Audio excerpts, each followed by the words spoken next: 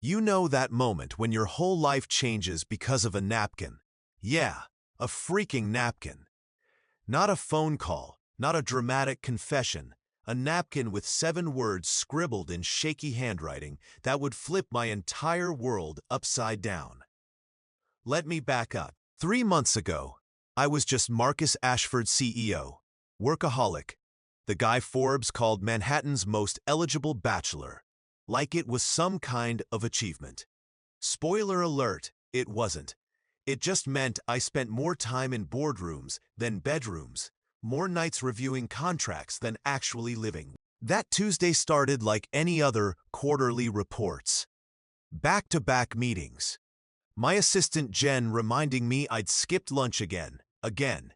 So at 9 p.m., I found myself at Lucia's, this little Italian spot in Soho, where the pasta's homemade and nobody bothers you for selfies.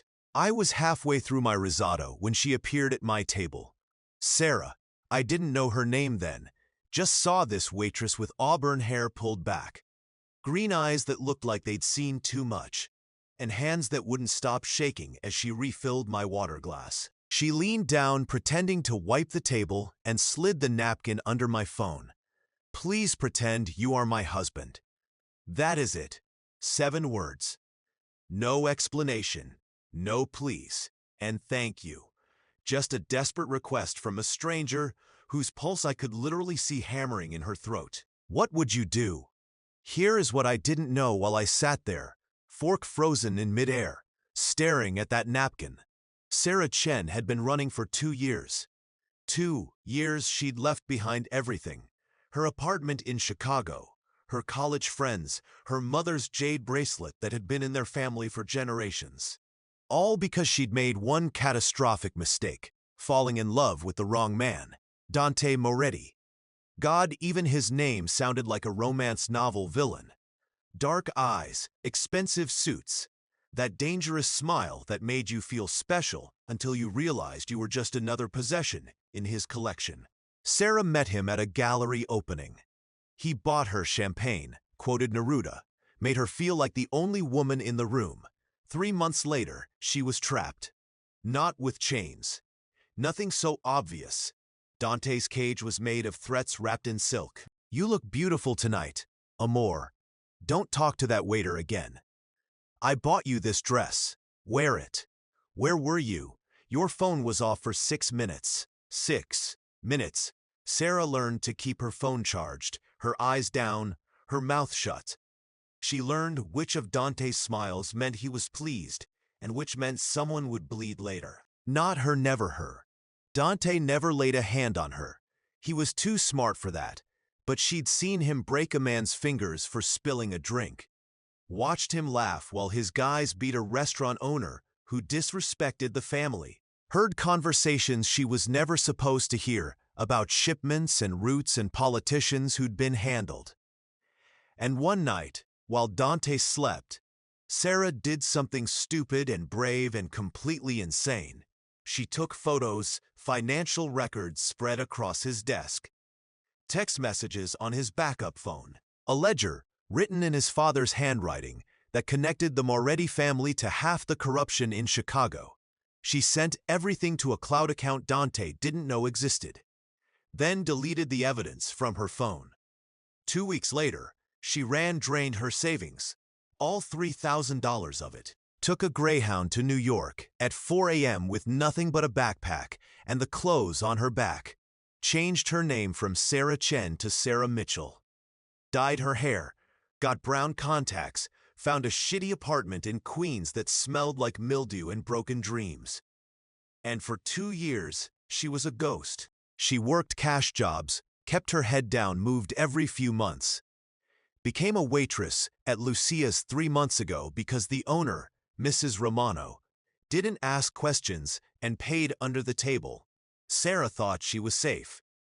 She was wrong. Back to me, sitting in that restaurant, holding a napkin that felt heavier than it should. I looked up. Sarah was standing by the bar, her back to me, but I could see her reflection in the mirror behind the bottles. She was watching the entrance, watching it like her life depended on it. And that is when I saw them. Three guys in expensive suits that didn't quite fit right. The kind of expensive that screams, "I want you to know I have money," instead of actually having taste. They walked in like they owned the place. Maybe they did. The way Mrs. Romano's smile went tight and fake said enough. The one in front, mid-30s, slicked back hair, a gold watch that caught the light, scanned the room with a kind of casual arrogance that made my jaw clench. His eyes slid over me, dismissive. Just another suit having dinner. Then they landed on Sarah and stopped. I watched her spine go rigid, watched her grip the counter so hard her knuckles went white. Watched her take one breath, two, like she was trying to remember how breathing worked. The guy smiled, started walking toward the bar. I don't know what made me do it. Maybe it was the way her hands were shaking. Maybe it was the raw terror in her eyes when she glanced at that napkin, then at me, silently begging. Maybe I just hated bullies, and something about those three screamed bully louder than words ever could. I stood up. "Darling," I called out, loud enough to cut through the restaurant's soft jazz. "There you are." Sarah's head whipped around. Her eyes went wide, confused, desperate, pleading all at once. I crossed the room in 4 strides, slid my arm around her waist, and pulled her close. She was rigid against me, her whole body vibrating with tension. I could feel her heart racing through her thin work shirt. "Sorry I am late," I murmured, loud enough for the 3 suits to hear. Then quieter just for her, "Play along." For one horrible second, I thought she'd freeze. Thought she'd pull away or panic or blow whatever fragile cover I was trying to give her. Instead, she melted into me. Her hand came up to my chest, fingers curling into my shirt. "Marcus," she breathed, and the relief in her voice was so genuine it almost fooled me. "I thought you'd miss dinner." The guy with the gold watch stopped 3 feet away. His smile didn't reach his eyes. "Sarah, long time. I think you have me confused with someone else," she said, and God, her voice barely shook. "My name's Michelle." "Michelle," he repeated, like he was tasting the lie. His eyes dropped to where my hand rested on her hip, possessive and unmistakable. Something flickered across his face. Surprise. Calculation. "My mistake. You look like someone I used to know." "Happens all the time," I said, letting a hint of impatience creep into my tone. The "you are interrupting my dinner with my wife" kind of impatience. "Honey, ready to go. We have that thing in the morning." Sarah nodded against my shoulder. "Yay, let's go." I threw $200 on the bar, enough to cover my meal and a generous tip Mrs. Romano could pretend was for service, and guided Sarah toward the exit. Every step felt like walking through quicksand. I could feel Goldwatch's eyes drilling into my back, weighing whether to push it. We made it outside. The autumn air hit like a slap, cold and sharp. Sarah's legs gave out the second we cleared the door. I caught her before she hit the pavement, her weight barely anything in my arms. Hey, I've got you," I said, and meant it. Which was insane because I didn't know this woman. Didn't know what I just walked into. "Breathe, just breathe." She sucked in air like she'd been drowning. "They'll follow us." Her eyes were wild, unfocused. "You don't understand. They'll kill me. They'll kill you for helping me. You need to go. You need to. My car's right there." I nodded to the black Tesla parked at the curb. "We're getting in, and we're leaving right now." I've made a lot of impulsive decisions in my life. Dropping out of Harvard to start my first company at 19, shorting the market in 2008, when everyone said I was crazy. Telling my board to shove it when they wanted me to lay off 300 employees. But putting a terrified stranger in my car and driving away from armed mobsters who might or might not be following us. That was new. Sarah sat rigid in the passenger seat, her hands clenched in her lap, staring at the side mirror, like it held all the answers to the universe. I took 3 random turns, doubled back twice, kept checking my rear view. No headlights, no tail. Maybe we were lucky. Maybe they bought it. Maybe I was an idiot. "Where do you live?" I asked. "You can drop me at the subway." That wasn't the question. "Queens, but you don't need to." "Queens is an hour from here, and it is almost 11. I pulled onto the FDR, headed uptown. "You are staying at my place tonight." Her head snapped toward me. "Excuse me." "Relax. I have a guest room. 3 of them. Actually, you can lock the door, barricade it with furniture. Whatever makes you feel safe." I glanced at her. "But you are not going back to wherever you came from until you tell me what the hell just happened." Silence. "Then why are you helping me?" Good question. I'd been asking myself the same thing for the past 10 minutes. "Because you were terrified," I said finally.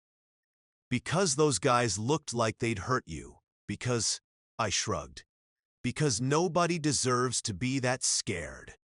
More silence. I thought she might argue, might demand I let her out at the next light. Instead, she started crying. Not loud, dramatic sobs.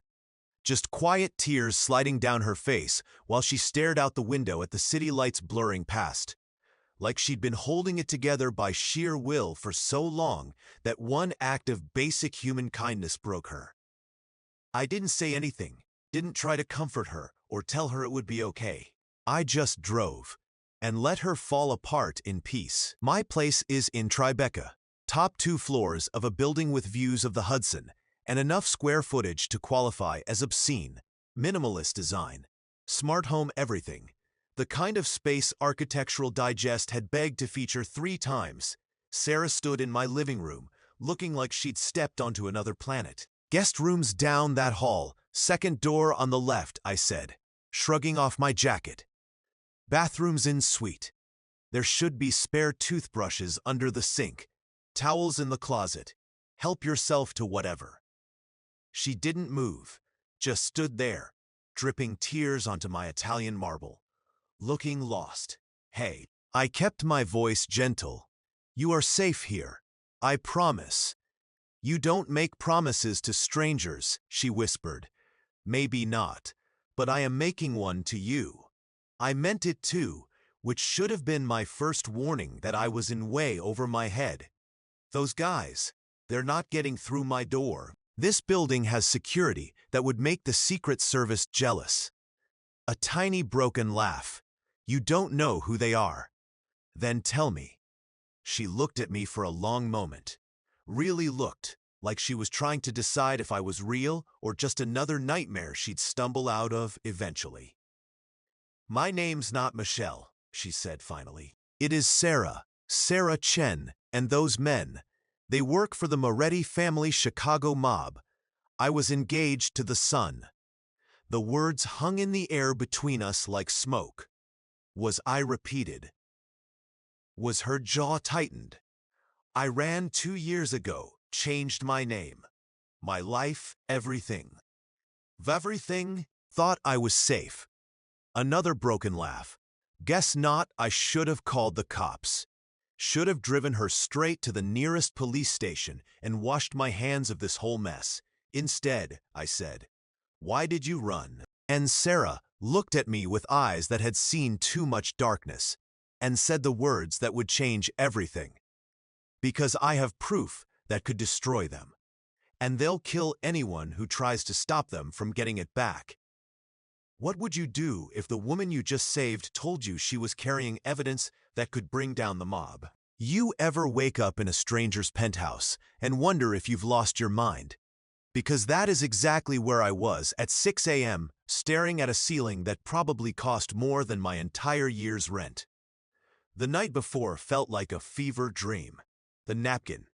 The mobster's Marcus Ashford's arm around my waist, like we'd been married for years. The way he'd looked at me in his car and said, "You are safe here." Nobody had made me feel safe in 2 years. I sat up slowly, my server uniform from last night crumpled on the chair where I'd tossed it. Marcus had given me one of his t-shirts to sleep in. Soft, expensive cotton that smelled like cedar and something clean I couldn't name. It hung to my knees.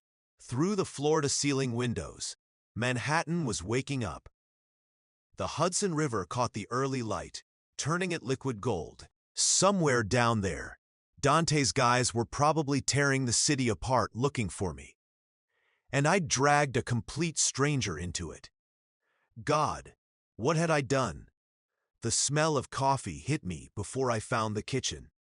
Real coffee, the kind that costs $40 a pound and tastes like heaven. Marcus stood at the counter in joggers and a worn Cornell t-shirt, hair still messy from sleep, pouring 2 mugs. He looked normal, not like the CEO who'd commanded that restaurant last night, but like a regular guy who happened to have a $12 million apartment. Cream sugar? He asked, like having a fugitive crash at his place was totally routine. Black's fine. My voice came out rough. I hadn't slept much. He slid a mug across the marble island. Our fingers brushed. I pulled back too fast. Marcus noticed. Of course he noticed. Those sharp eyes that had sized up the situation at Lucia's in 3 seconds flat didn't miss much. So, he said, leaning against the counter, we need to talk about last night. Here it comes, the "this was a mistake" speech. The "you need to leave's" conversation. Maybe even the "I am calling the cops because I don't need this drama." I wrapped both hands around the mug, feeling the heat seep into my palms. Look, I get it. You helped me, and I am grateful, but you don't need to. I called my head of security at 2 a.m. I froze. James was not thrilled about being woken up, Marcus continued, his tone conversational. But he ran a preliminary background check, found some interesting things. Want to know what he found? My heart stopped. You had no right. Sarah Chen, born in Seattle, graduated from Northwestern with a degree in art history. Worked at the Morton Gallery in Chicago for 3 years. Then, 2 years ago, you vanished. No forwarding address, no social media, nothing. Like you stepped off the edge of the earth. He took a sip of coffee, watching me over the rim. The interesting part. Your disappearance coincided with Dante Moretti's engagement announcement to a woman whose photos mysteriously vanished from every database we could access. The mug shook in my hands. Coffee sloshed over the rim, burning my fingers. I didn't feel it. So here is what I think, Marcus said quietly. I think you were that woman. I think something happened that made you run. And I think those guys last night weren't just random mobsters. They were looking specifically for you. The words I'd been holding back for 2 years clawed up my throat. He would have killed me, Dante, eventually. I set the mug down before I dropped it, not right away. First, he would have married me, isolated me, broken me down piece by piece until I forgot I was ever Sarah Chen. Until I was just his. The memory tasted like ash. I've seen what he does to people who displease him. I wasn't going to become another one of his possessions. Marcus's jaw tightened. So you ran. So I ran.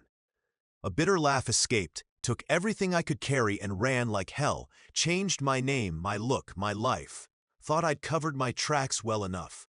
I gestured helplessly at nothing. Guess not. The guy last night, the one with the gold watch. You knew him. It wasn't a question, Carlo, I whispered. Dante's cousin. He is the enforcer. The one who, I swallowed hard. The one who makes problems disappear. Silence stretched between us, heavy and loaded. I waited for Marcus to tell me to leave, to say this was too much, that he had a company to run and couldn't afford to be tangled up with mob drama. Instead, he asked, "What aren't you telling me?" My breath caught. What? There is more. Those shrewd eyes pinned me in place. Carlo wouldn't be in New York, just to drag back Dante's runaway fiancée. Not after 2 years. The Morettis are old school, they'd have moved on, found someone else. So why are they still looking for you, Sarah? And there it was. The question I'd been dreading. I could lie. Should lie. Walk out that door and disappear again. Leave Marcus Ashford to his safe, uncomplicated billionaire life. But I was so tired of running. So tired of carrying this secret alone. Because I have proof, I heard myself say. Of everything. Money laundering, bribes, murders. All of it. Dante kept records. He was paranoid about his father cutting him out of the business. I found them, copied them, and I've been holding onto them ever since. Marcus went very still. You've been carrying evidence against the Chicago mob for 2 years. Yes, and you didn't go to the police because half the Chicago PD is on Moretti's payroll. The words burst out, sharp and desperate. I tried, okay. I walked into a police station the day after I ran. The detective I talked to, he made a phone call. And 20 minutes later, I saw 2 guys I recognized from Dante's crew walking through the lobby. I barely made it out. I was shaking now, the memories crashing over me like waves. So I ran again. Kept running, figured, if I stayed quiet, stayed hidden, maybe they'd forget about me. Maybe I could just exist. But they didn't forget. My voice cracked. My voice cracked. The Morettas don't forgive, and they don't let go. I am a loose end, Marcus, and loose ends get cut. Marcus set his coffee down with deliberate care. When he looked at me again, something had shifted in his expression, calculation, determination, something almost dangerous. Where is the evidence now? Cloud storage, encrypted, multiple backups. I'd learned paranoia from the best. Can you access it? Why? Because, Marcus said slowly. You've been running from these people for 2 years, hiding, surviving. But what if you didn't have to anymore? My pulse kicked up. What are you saying? I am saying that I have resources the Morettas don't. Legal teams, security, connections in law enforcement that aren't corrupt. I am saying that maybe it is time to stop running and start fighting back. The hope that flared in my chest was painful. You barely know me. I know enough. He moved around the island, stopping a few feet away. Close enough that I could see the gold flecks in his brown eyes, the determination etched in every line of his face. I know you are brave enough to steal from the mob, smart enough to survive 2 years on your own, strong enough to ask a stranger for help when you needed it most, or stupid enough. A ghost of a smile, maybe, but here is the thing, Sarah, I don't like bullies, never have. And I really don't like the idea of those guys hunting you for the rest of your life. His voice dropped, intense. So here is what I am proposing. You give me access to that evidence. I'll get it to people who can actually do something with it. People I trust. People who aren't on Moretti's payroll.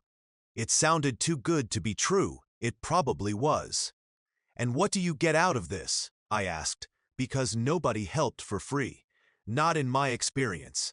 Marcus hesitated for the first time since I'd met him. He looked uncertain. Honestly, I don't know, he admitted. Maybe I am tired of playing it safe. Maybe I see someone who needs help and I actually have the power to give it. Or maybe, he ran a hand through his hair, frustrated. Maybe I just can't stand the thought of you looking over your shoulder for the rest of your life. The sincerity in his voice did something dangerous to my carefully constructed walls. This could destroy you, I warned. Your company, your reputation, everything. The Morettis don't play nice. Neither do I. The steel in his tone reminded me that this man hadn't built a billion-dollar empire by being soft. But I need you to trust me, Sarah. Can you do that? Such a small word, for such an enormous leap. I thought about the last 2 years. The fear, the loneliness, the constant paranoia. Never staying anywhere long enough to make friends. Never letting anyone close enough to hurt me. And then I thought about last night. Marcus's arm around my waist, solid and protective. The way he'd guided me to his car without hesitation, the guest room with its soft sheets and locked door, and the first real sleep I'd had in months. "Okay," I whispered. "Okay, yes, I'll trust you." Something shifted in Marcus's expression, relief, satisfaction. Something warmer, I didn't dare name. "Then we start today," he said. "First thing, we're getting you proper security. Then we're going through that evidence and building a case so airtight the Waitress won't be able to breathe without federal agents watching. And after that," his eyes hardened, "after that, we're making sure they can never come after you again." It should have sounded impossible, arrogant, even. But the way Marcus said it, with that absolute certainty in his voice, I almost believed him. The next 3 days were a whirlwind. Marcus moved me into his penthouse permanently. Not the guest room, but a whole suite on the second floor with its own entrance, bathroom, and enough space that I didn't feel like I was imposing. His security team, led by a former Secret Service agent named James Chen, no relation. But the coincidence made me laugh for the first time in forever, swept the apartment for bugs, and installed additional cameras. I gave Marcus access to the encrypted files. Watched his face as he scrolled through page after page of damning evidence. Watched his face as he scrolled through page of damning evidence. Financial records showing millions laundered through shell companies. Photos of Dante's father meeting with senators and judges. Text messages discussing taking care of witnesses. "Jesus," Marcus breathed, rubbing his eyes. "This is Sarah. This is RICO case-level evidence. This could bring down the entire organization." I know. I'd lived with that knowledge for 2 years. That is why they'll never stop looking. Not if we move first. He'd already reached out to contacts at the FBI, people he'd worked with on white-collar crime cases, agents he'd vetted personally. A meeting was set for Friday. 3 days away. 3 days for something to go wrong. But here is what I didn't expect. Marcus was easy to live with. He worked insane hours, shore up at 5 a.m. for conference calls with Tokyo, home around 8 p.m. most nights. But when he was home, he was present. He'd ask about my day, weird, since I wasn't doing anything except hiding in his penthouse. He'd tell me stories about his company, about the tech breakthrough his team was developing. He made me laugh. God, when was the last time someone made me laugh? Wednesday night. We ordered Thai food and ate on the couch while watching some ridiculous action movie where the physics were completely wrong and the hero never missed a shot. "Okay, that is just insulting," Marcus said, pointing at the screen with his chopsticks. "You can't hack a military satellite with a laptop in 30 seconds, but he can jump through that explosion without even singeing his eyebrows. That is different. That is cinematic license. That is bullshit." He grinned, and something in my chest did a weird flip-flop thing. This was dangerous. Getting comfortable, starting to care about his opinion, his smile, the way he'd roll up his sleeves, and I could see the corded muscles in his forearms. I was supposed to be focused on survival, not noticing how good Marcus looked when he laughed. Thursday morning, everything changed. I was making coffee. Marcus had taught me how to use his fancy espresso machine.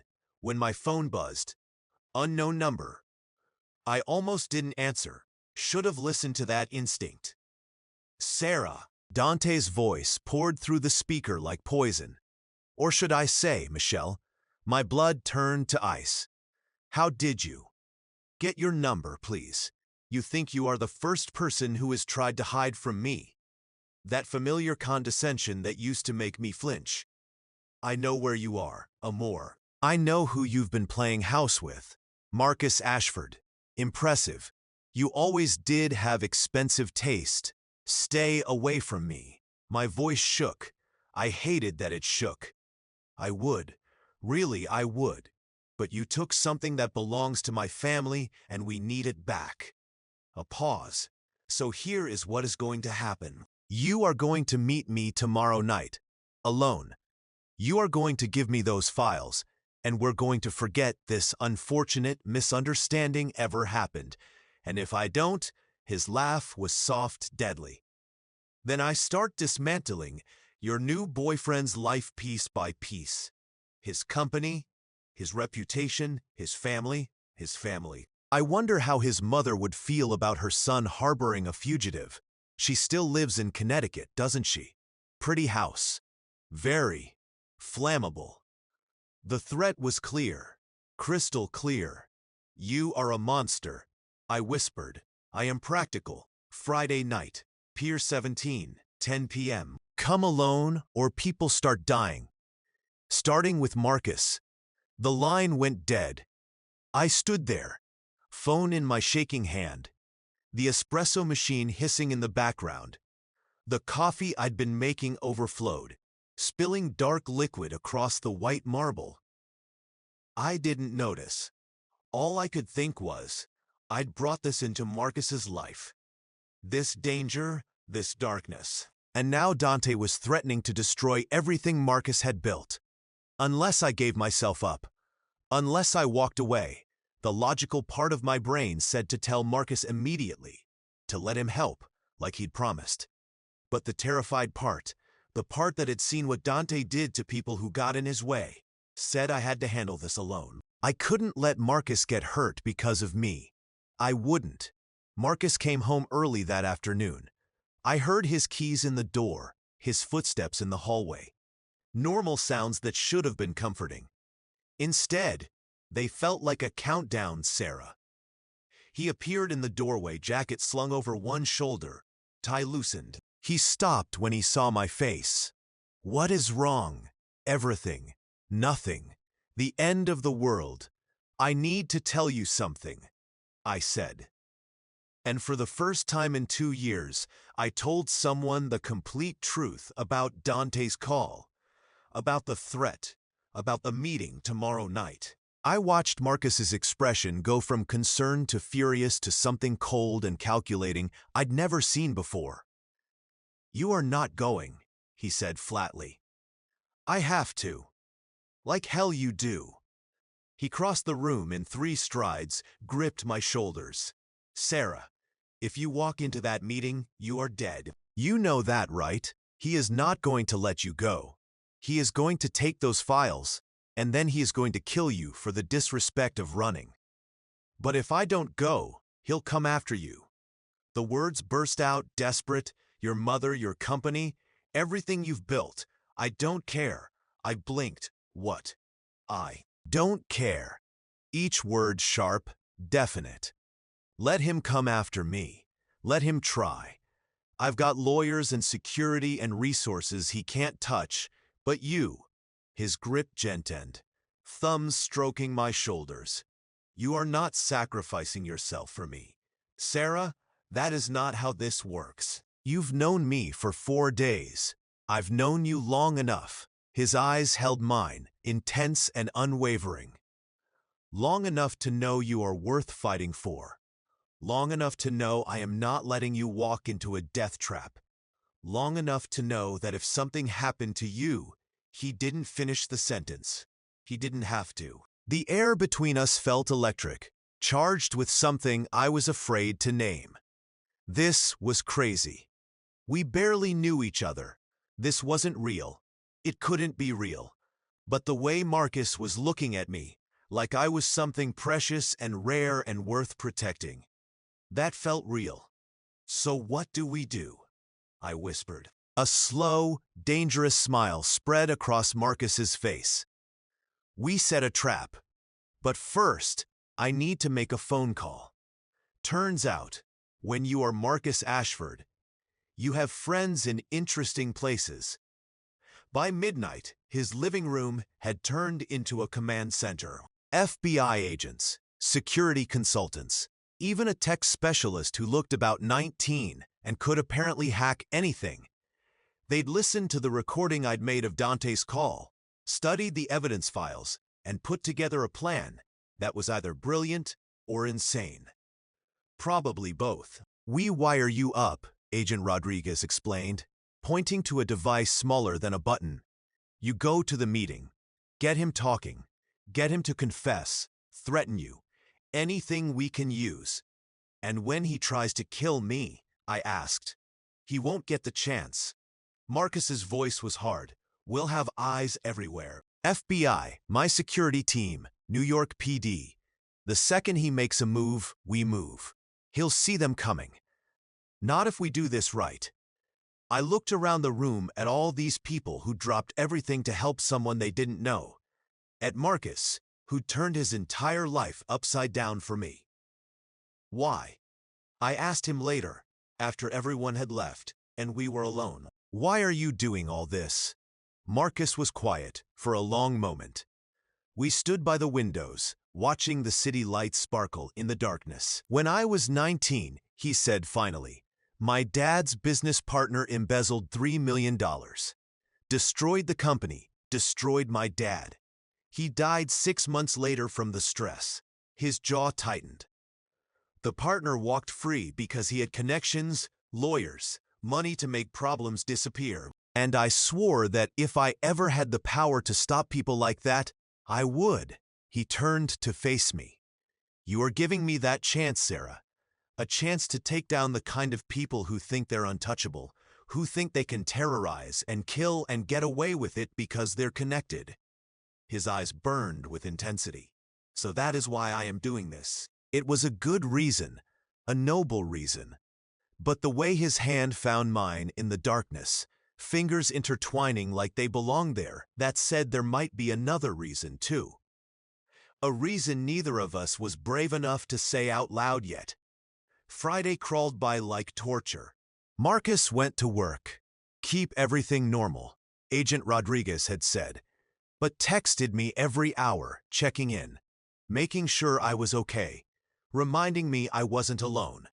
I spent the day preparing, memorizing the plan, running through scenarios, trying not to think about all the ways this could go wrong. At 8 p.m., Marcus came home. At 8:30, the FBI arrived to wire me up. At 9, Marcus and I stood in his living room, and the weight of what I was about to do crashed over me. I am scared, I admitted. I know. He stepped closer, cupped my face in his hands. But you are not alone. I'll be there the whole time. I promise. If something happens, it won't. But if it does, Sarah. His forehead touched mine. Nothing is going to happen to you. Not while I am breathing, understand? I nodded, not trusting my voice. And then Marcus Ashford did something completely unexpected. He kissed me, soft, gentle, devastating. A kiss that tasted like promises and protection and something too fragile to name. A kiss that said, come back to me. When he pulled away, his eyes were fierce.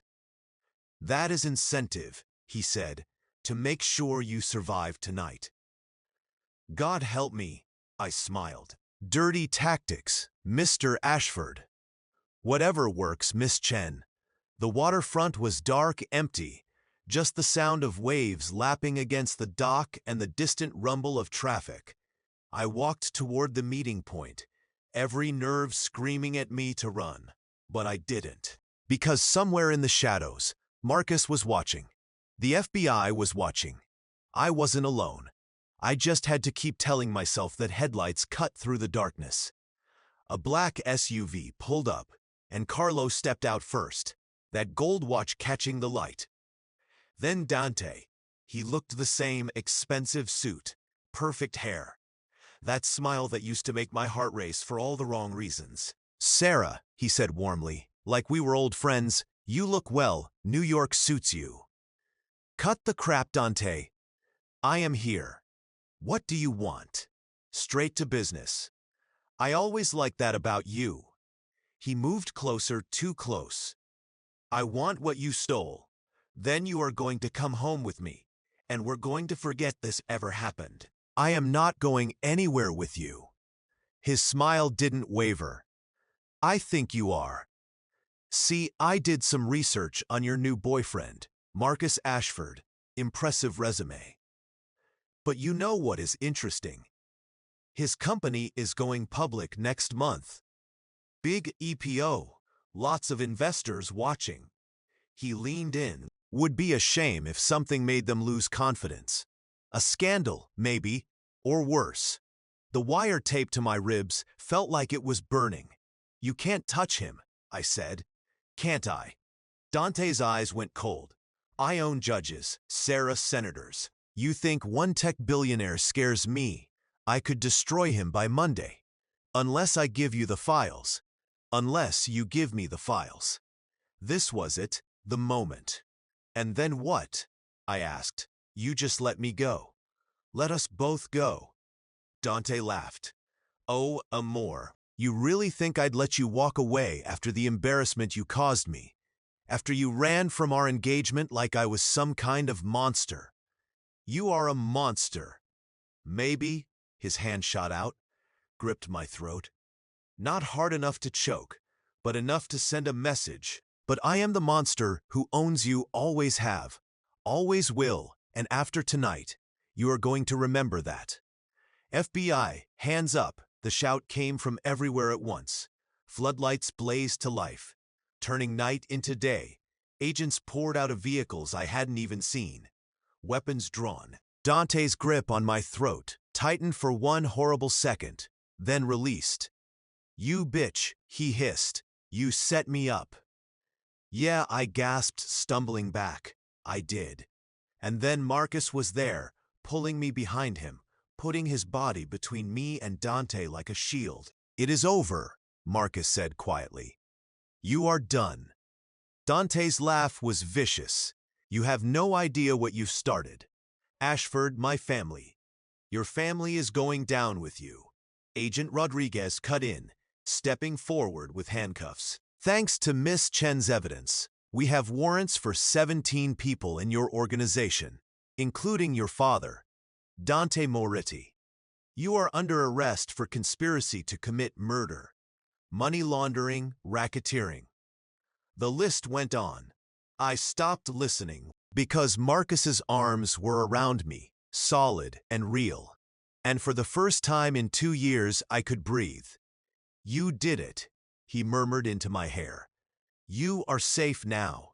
You are safe. I collapsed against him, shaking, crying, laughing, all of it at once. Safe after 2 years of running. I was finally safe. The trial made national news. The Moretti family's empire crumbled under the weight of evidence I'd carried for 2 years. Dante got life without parole. His father got the same. Carlo and a dozen others took plea deals. It was over. Really, truly over. I moved out of Marcus's penthouse, got my own apartment in Brooklyn, modest, normal, mine, started painting again. The thing I'd loved before Dante stole everything. But Marcus I kept. Because somewhere between the fear and the fighting and the fake marriage that had saved my life, something real had grown. Something neither of us could ignore anymore. We took it slow. Real dates, not just hiding in his penthouse. Museums and coffee shops and walks through Central Park. Learning each other outside the crisis that had brought us together. And yeah, sometimes I still woke up from nightmares, still looked over my shoulder out of habit. But then Marcus would pull me close and whisper, I've got you. And I'd remember. I wasn't running anymore. I was home. 3 months after you almost die, you'd think life would feel different. Lighter, maybe, like you'd finally exhale after holding your breath for 2 years. But here's what nobody tells you about surviving. The hard part isn't the danger. It is what comes after. It is the 3 a.m. panic attacks when a car backfires outside your window. It is flinching when someone touches you unexpectedly. It is the guilt that eats at you when you are finally safe, because safety feels like something you don't deserve. I stood in my new Brooklyn apartment. 1 bedroom, exposed brick, a kitchen the size of a shoebox, and stared at the blank canvas on my easel. I'd set it up 3 weeks ago. Haven't touched it since. Outside, November rain hammered against the windows. Inside, my phone buzzed with Marcus's 5th text of the day. Dinner tonight. There is this new ramen place in the East Village. I smiled despite myself. Marcus had this way of making normal sound exciting, like slurping noodles in a cramped restaurant was an adventure worth having. Sure, 7 perfect. I'll pick you up. He didn't have to. My place was a solid 45 minutes from his office in Midtown, but Marcus never complained about the distance, never suggested I move closer, never made me feel like I was inconveniencing him. That should have made me happy. Instead, it terrified me, because I was falling for him. Hard fast. In that reckless, all-consuming way that made you stupid and vulnerable, and everything I'd sworn I'd never be again.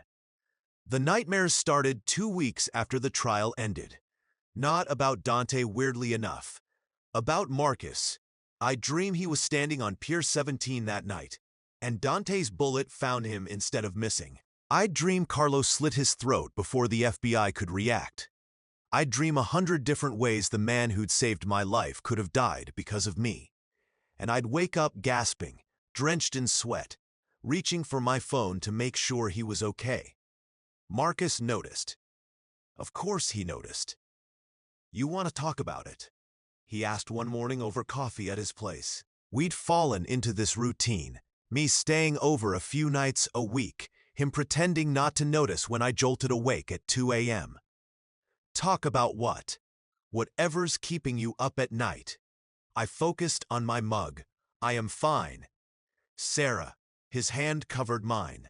Warm, steady. You are not fine. And that is okay. After everything you've been through, I am fine, I repeated, sharper than intended. Can we just not, please? Hurt flashed across his face. Brief, quickly masked. Yay, sure. The silence that followed felt like a living thing, heavy and uncomfortable.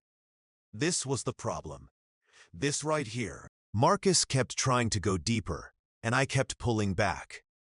Not because I didn't want to let him in. God, I wanted nothing more.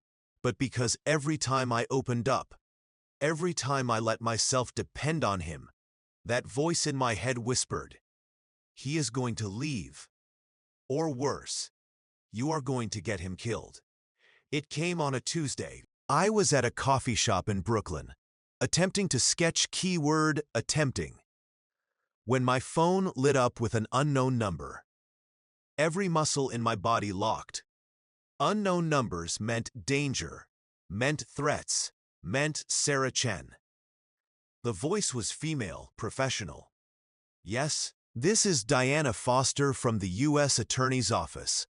I am calling regarding the Moretti case. Do you have a moment?" My heart rate spiked. I thought it was over. Dante's in prison. They're all in prison. They are. But we've uncovered something during our investigation, and we need to discuss it with you. Preferably in person. Are you available tomorrow afternoon? What did you uncover? A pause. I'd rather not discuss this over the phone. Can you come to our office? Say 2 p.m. Every instinct screamed trap. But Diana Foster was a real prosecutor. I'd met her during the trial. This was legitimate, wasn't it? "I'll be there," I said. After I hung up, I sat frozen for 5 minutes, coffee going cold in my hands. Then I called Marcus. He answered on the first ring. "Hey, I was just thinking about you." The U.S. Attorney's Office called. The words tumbled out. "They want to meet tomorrow," said they found something. Silence. "Then I am coming with you." "Marcus, you have that meeting with investors."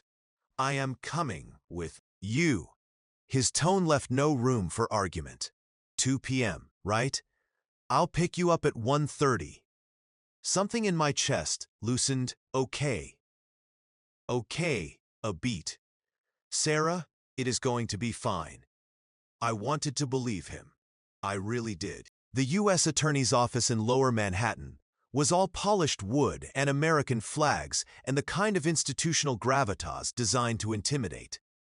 Diana Foster met us in a conference room, flanked by 2 agents I didn't recognize. "Thank you for coming," she said, gesturing for us to sit. "I know this must be stressful. What is going on?" Marcus asked, his CEO voice in full effect. The one that meant business and didn't tolerate bullshit. Diana slid a folder across the table. "During our investigation of the Moretti organization, we discovered that Dante's operation was significantly larger than we initially believed. He had connections stretching into New York, New Jersey, even parts of Connecticut." I opened the folder. Photos, surveillance shots. Men in suits standing outside buildings I didn't recognize. Then I saw one I did recognize. My blood turned to ice. That is, I couldn't finish the sentence. Marcus leaned over, looked at the photo. His face went pale. The man in the expensive suit, shaking hands with Dante Moretti, outside a restaurant, smiling like they were old friends. Richard Ashford, Marcus's uncle. "There has to be a mistake," Marcus said, but his voice was hollow. "My uncle is a real estate developer. He is not, he wouldn't. We have 6 months of surveillance," Diana said quietly. "Financial records showing payments from Moretti shell companies to accounts controlled by Richard Ashford. Emails discussing development projects that match up with money laundering schemes. And testimony from Carlo Moretti, who is cooperating in exchange for a reduced sentence." She slid more papers across the table. Each one felt like a nail in a coffin. "Richard Ashford has been laundering money for the Moretti family for at least 8 years. He used his real estate business as a front, purchasing properties with dirty money, then selling them clean. We estimate he has processed over $200 million for the organization." I couldn't breathe, couldn't process. Marcus's uncle, the man who'd bounced him on his knee as a kid, who'd come to his college graduation, who'd been at every major milestone of his life. That man was working for Dante. "There is more," Diana said. "And God, how could there be more? We believe Richard was the one who tipped off Dante about Sarah's location. The timeline matches. Richard visited your penthouse 3 days before Dante called Sarah. The room spun. He came for dinner," Marcus said faintly. "I introduced him to Sarah, told him she was staying with me because she was in trouble. He asked questions," I whispered, remembering, "about where I was from, how we met. I thought he was just being polite." "He was gathering intelligence," Diana said, "and passing it to Dante." Marcus stood abruptly, chair scraping. He walked to the window, stared out at the city. His shoulders were rigid, hands clenched into fists. "So my uncle," his voice was rough, "my uncle almost got Sarah killed. We believe Richard was trying to curry favor with the Morettis," Diana said. "He was in debt, bad investments, gambling problems. Giving them Sarah was his way back into their good graces." I wanted to go to Marcus, wanted to touch him, comfort him. But I sat frozen, drowning in guilt. Because this was my fault. All of it. If I'd never walked into Marcus's life, his uncle wouldn't have betrayed him. His family wouldn't be torn apart. His name wouldn't be about to be dragged through the mud. "We'll need to question Richard," Diana continued. "And unfortunately, given your connection to Sarah and your uncle's involvement, you'll likely be called to testify, Mr. Ashford." When Marcus's voice was flat. "We're arresting him tonight. The trial will probably start in 6 months. 6 more months of this. 6 more months of this. 6 more months of testimony and lawyers and cameras and everyone dissecting Marcus's family like they were specimens under a microscope. Because of me." We didn't speak on the drive back to my apartment. Marcus's hands gripped the steering wheel so tight his knuckles were white. His jaw was clenched, eyes fixed on the road. I could see him processing, calculating, trying to make sense of a betrayal that made no sense. When we pulled up outside my building, rain was pouring again. Appropriate, really, really, really pathetic fallacy and all that.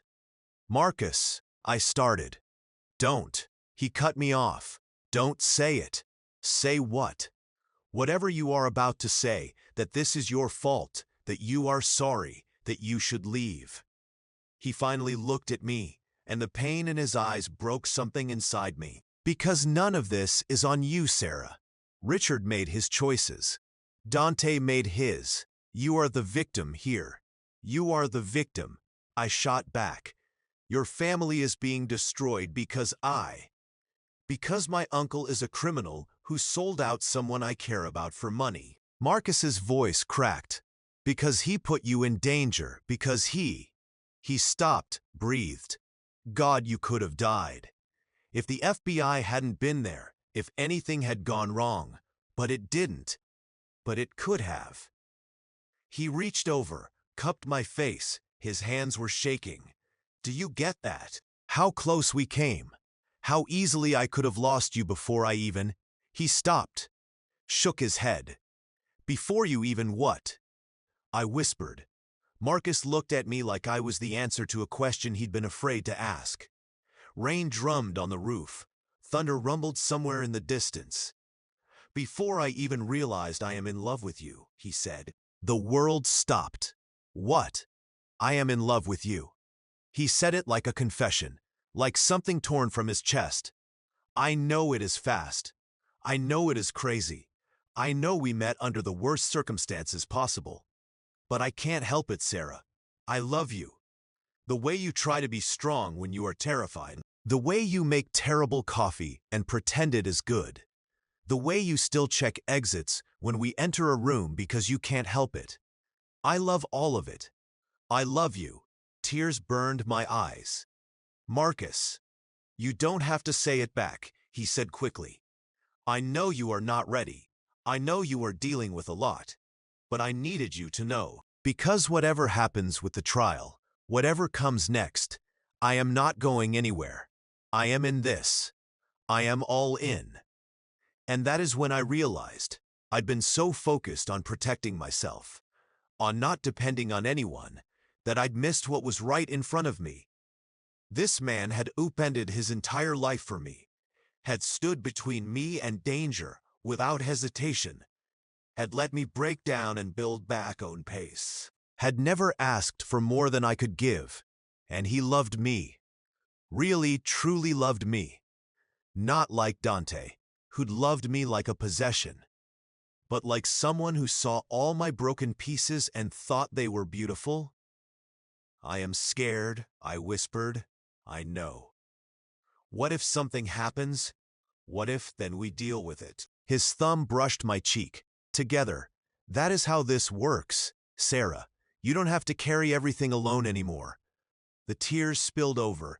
I don't know how to do this, how to let someone in, how to trust that you won't. Leave, get hurt, realize I've made a mistake. He smiled softly. I won't any of it. You are stuck with me. That is a terrible sales pitch. Lucky for me. You are a captive audience. I laughed through my tears. God, only Marcus could make me laugh when my world was imploding. I took a shaky breath. I think I might be falling for you too, maybe a little. His smile could have lit up the whole city. Yay, yay. I leaned in, pressed my forehead to his. You are kind of hard to resist, just kind of. Don't push your luck, Ashford. He kissed me then, slow, deep, the kind of kiss that felt like a promise. Like no matter what storms were coming, we'd weather them together. When we pulled apart, Marcus murmured, come upstairs with me. Stay tonight. Your place is 45 minutes away. Then stay at your place. I don't care where, Sarah. He exhaled. I just need to know you are okay. After today. After everything. I should have said no. Should have maintained my independence, my carefully constructed boundaries. Instead, I said, okay, because maybe it was time to stop running, even from the good things. Richard Ashford's trial was a media circus. Tech billionaire's uncle in mob scandal. The headline screamed, "Real estate mogul laundered millions. Family betrayal rocks Manhattan elite." Marcus sat through every day of testimony stone-faced. His mother, a elegant woman with Marcus's eyes and a spine of pure steel, sat beside him. She hadn't spoken to Richard since his arrest, had publicly disowned him in a statement that made the New York Times. I testified on day 6, walked through the same courtroom where I'd testified against Dante, sat in the same witness box, and told a jury how Richard had questioned me about my past, how he'd seemed friendly, interested, how I'd had no idea he was passing information to the people trying to kill me. Richard wouldn't look at me, kept his eyes on the table, jaw tight. But when Marcus took the stand the next day, Richard's composure cracked. "Marcus," Richard called out as Marcus was sworn in. "Please, you have to understand." "Save it," Marcus said coldly. "You sold out an innocent woman for money. You put her life in danger. There is nothing you can say that makes that okay. I had debts. They were going to kill me. So you decided Sarah should die instead." Marcus's voice was ice. "She was a guest in my home, under my protection, and you betrayed her. You betrayed me." Richard's lawyer tried to interrupt, but Richard talked over him. "You don't understand what it is like. The pressure, the fear. I had no choice. There is always a choice." Marcus looked at his uncle with something like pity. "You just made the wrong one." The jury deliberated for 3 hours, guilty on all counts. Richard Ashford was sentenced to 15 years in federal prison. We went to the coffee shop where I'd been sketching the day Diana Foster called Full Circle. I guess Marcus ordered his usual black coffee, double shot, and I got my caramel latte that he always teased me about. We sat by the window, watching people pass by on the sidewalk. Normal people doing normal things. It felt surreal. "How are you doing?" I asked. Marcus was quiet for a moment. "Honestly, I don't know. Relieved it is over. Angry at what he did. Sad for what we lost." He looked at me. "But mostly, grateful." "For what?" "That you are here, that you are safe, that we made it through." His hand found mine across the table. "That I get to sit here, drink overpriced coffee, and just be with you."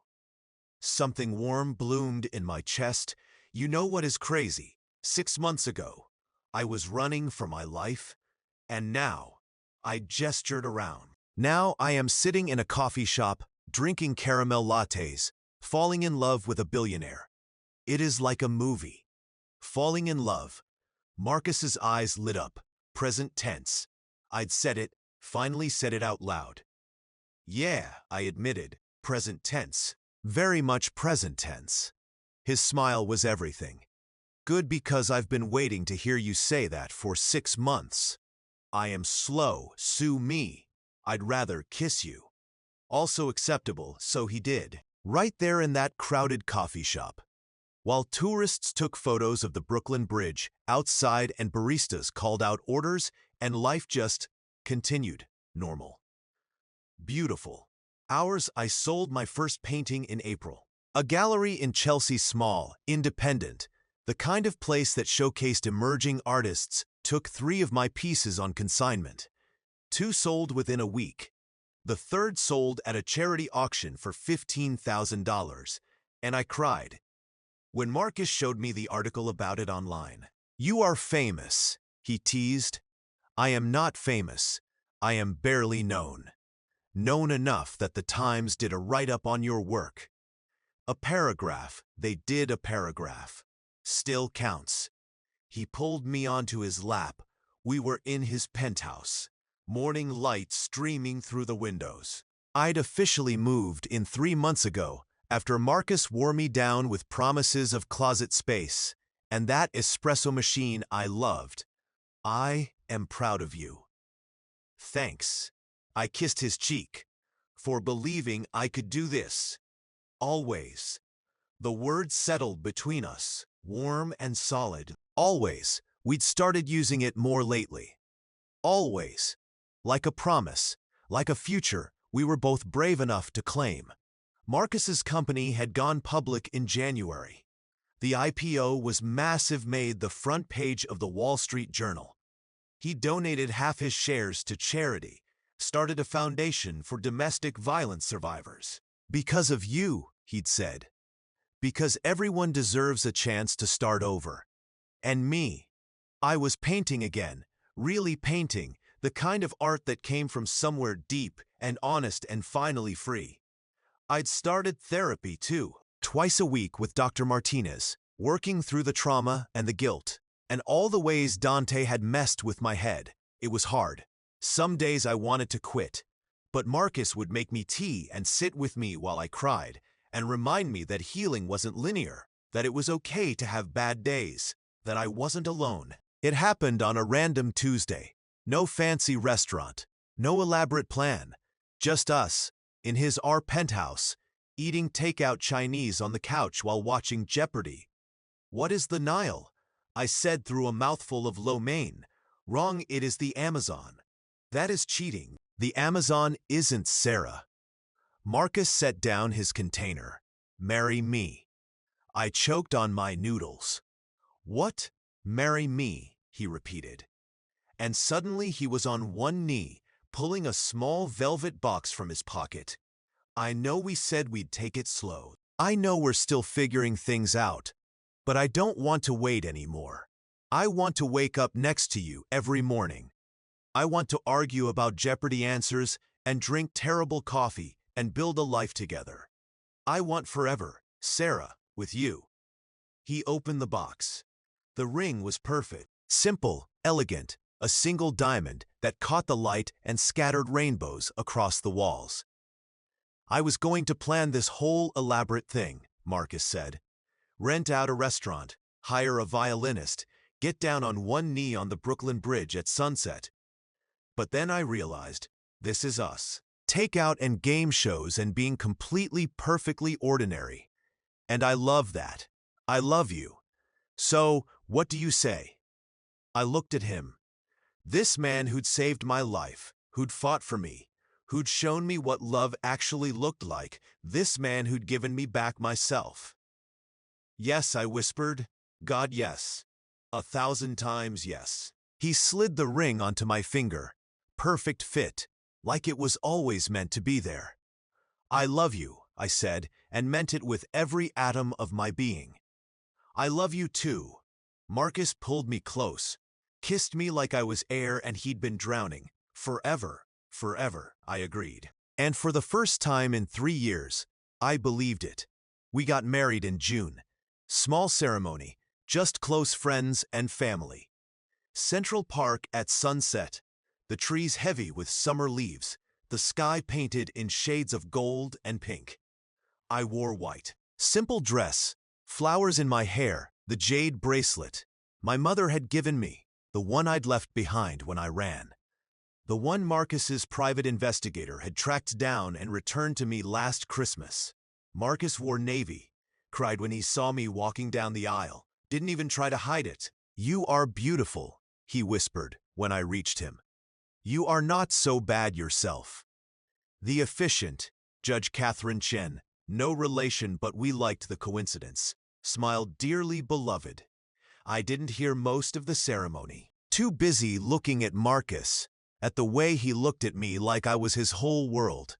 When it came time for vows, Marcus went first. Sarah, he said, voice rough with emotion. 3 years ago, you walked into my life and changed everything. You taught me what courage looks like, what strength means, what love actually is, Sarah. And I promise for the rest of my life to be worthy of that gift, to protect you, support you, challenge you, and love you with everything I have. In the good times and the hard times, in the easy moments and the impossible ones, forever. My turn. I looked at this man, my best friend, my protector, my home, and said, the words I'd been too scared to say for so long. Marcus, you saved my life. Not just that night at the restaurant, but every day after. You showed me that I was worth saving. worth fighting for, worth loving. And I promise to spend the rest of my life showing you the same. To be your partner in every sense of the word. To laugh with you, cry with you, build a life with you. To choose you every single day forever. I now pronounce you husband and wife, Judge Chen said. You may kiss the bride, Marcus did. And somewhere in that kiss, in that perfect, ordinary, extraordinary moment, I felt the last piece of fear finally let go. I wasn't Sarah Chen, the woman who ran from the mob. I wasn't Sarah Mitchell, the ghost who hid in the shadows. I was Sarah Ashford, and I was finally completely perfectly free.